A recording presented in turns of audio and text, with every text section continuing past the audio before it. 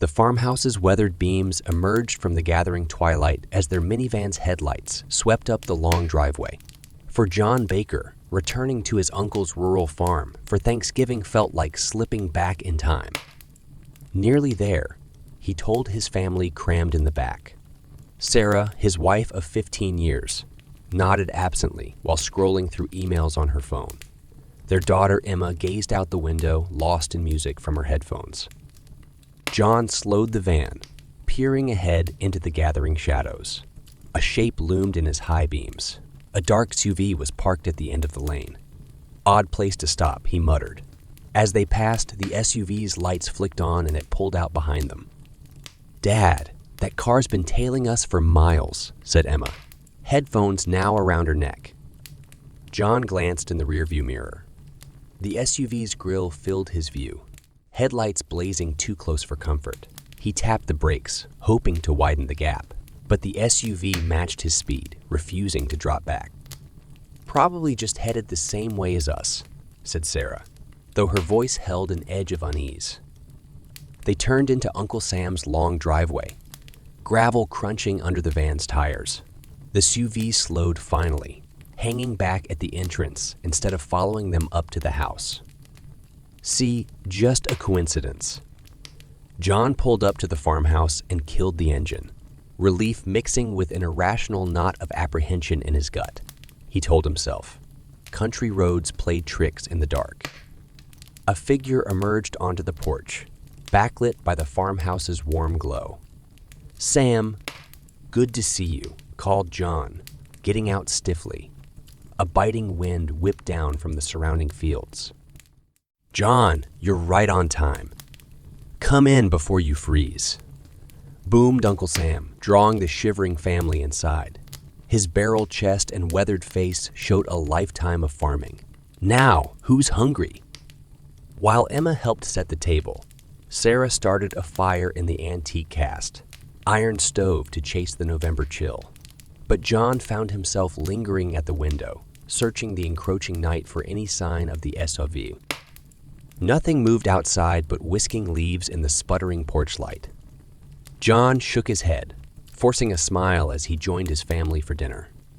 It seemed his overactive cop instincts were running wild in the country quiet. He raised a thankful glass that they'd arrived safely to enjoy this holiday with family. Yet, as the fire crackled and conversation flowed, the memory of that dark vehicle dogged John. Had it truly just been following the same road by chance? Or was something more sinister afoot in these secluded woods that surrounded the farm like a shroud? For now, its mystery remained unsolved, and its intentions unknown. After a hearty Thanksgiving meal, the family lounged around the farmhouse's ancient wood stove, savoring second helpings of apple crisp. Laughter and chatter filled the cozy scene. Only Sarah seemed restless, gazing into the fire with a furrowed brow. Emma noticed her mother's distraction. Sarah glanced at Uncle Sam in the rocking chair, lost in a book across the room. "That SUV yesterday." John sighed. "Not this again. It was just a coincidence, okay?" "Mom could be right," said Emma. "That thing followed us awfully close." "Kids see monsters round every corner these days," chuckled Uncle Sam, setting down his book. "Relax. It's just country roads playing tricks." Sarah said quietly, "I'm used to city streets, that's all. This isolation makes me jumpy." Darkness had fallen thick as ink beyond the windows, leaving their circle of warmth an island in black seas. An owl's ethereal cry echoed from the surrounding woods. Emma moved to the window, peering into the night. "Look, what's that in the trees?" They gathered around, pressing close to the glass. Just beyond the glow of the porch bulb, a shadow shifted at the forest's edge. Two amber flecks shone. Were they eyes watching the house? "Whatever it is, it's gone now," said John, though his pulse quickened. Uncle Sam frowned. Probably just a deer wandering by. He placed another log on the fire before bidding them goodnight, retreating up the creaking stairs. Despite John's reassurances, An invisible threat now loomed beyond the farmhouse walls. Every noise intensified their senses. The settling timber frame, an owl's whoosh of wings. Finally, Emma and Sarah retreated to the spare bedroom, while John remained by the dwindling fire, gazing into the coal's ruby heart. In its flickering glow, he replayed that shadow's furtive movements, unsettled by its familiar shape. Yet sleep claimed him eventually beside the dying embers. A grating scratch woke John with a start. Heart thundering, he checked his watch. Just past midnight. The sound came again from outside, dragging talons down wood. He roused the others and they peered through a crack in the curtains. By the back porch light, a dark form scrabbled claws against the locked door, leaving deep scores in the old oak. Canine but monstrously large.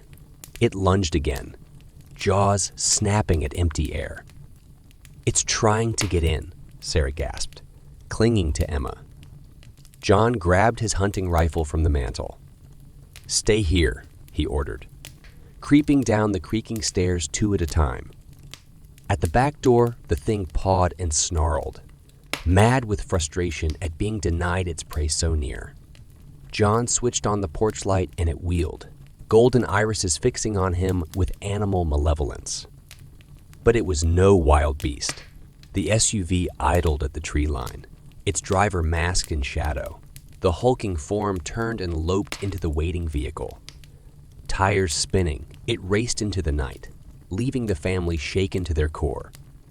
What sinister force had found them? And what dark intentions drew it to haunt their haven's edge under cover of night? The following morning dawned brittle and bright, revealing a world transformed in the night. Unfamiliar tracks crisscrossed the frozen lawn and forest floor.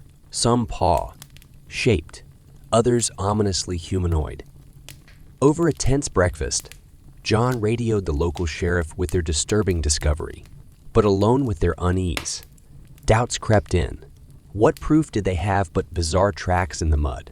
Perhaps their minds had spiraled in the dark. Uncle Sam tried lightening the mood. "No need working yourselves into a tizzy.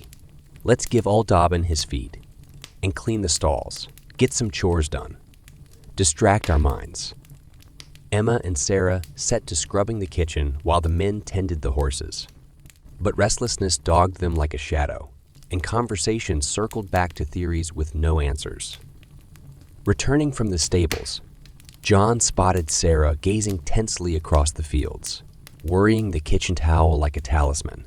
He followed her stare to a glint of silver in the distance. Was that SUV parked along the tree line again? "Please, not now," protested Sarah. "Our nerves can't take much more." As evening fell, they barricaded windows and doors with whatever makeshift fences they could find.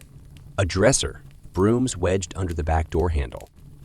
Even eating by lamplight, they paused at every creak and rustle, jumping at shadows. Darkness descended complete, and the silence rang in their ears, each second stretching taut as a bowstring. Then, in the distance, an engine snarled to life. Headlights sliced through the farmhouse walls as if probing for weak points.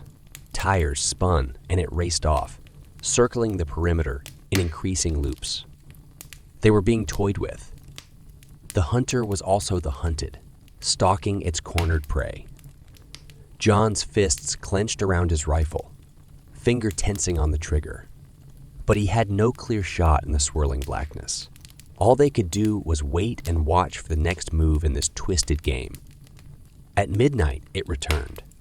A rhythmic scrabbling echoed through the old timbers, climbing steadily up the walls from opposite sides of the house.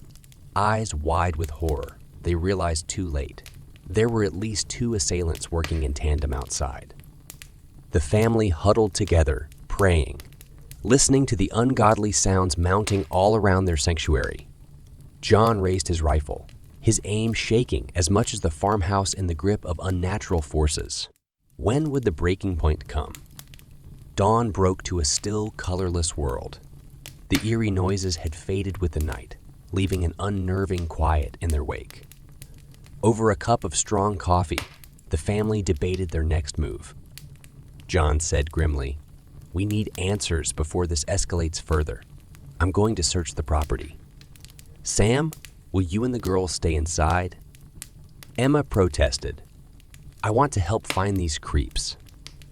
But Sarah shot her a pleading look, and she subsided with a scowl. Armed and alert, John picked his way through untamed brush and bare-limbed trees, blanketing the land. Broken branches littered the forest floor where something, or someone, had crashed through. His pulse quickened when fresh boot prints emerged from the undergrowth. Following their trail, he discovered a ramshackle shed tucked deep in a glen. Kneeling, he examined dusty boot prints frozen in mud outside the door left ajar.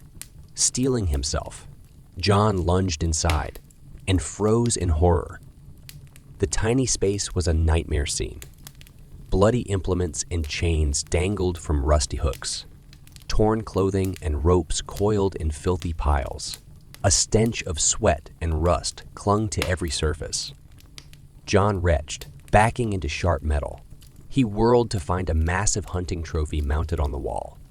A stuffed wolf twice normal size, maw stretched in a soundless howl. But on closer look, he realized with nauseated comprehension. This was no wild canine. Its humanoid skull and jawbone told a far more monstrous truth. Racing back to the house, John burst through the door, face ashen.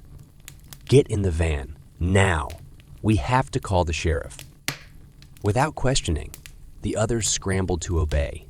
As John peeled down the track, sirens wailed in the distance, converging on the farm. When they returned with backup, two figures emerged from the forest.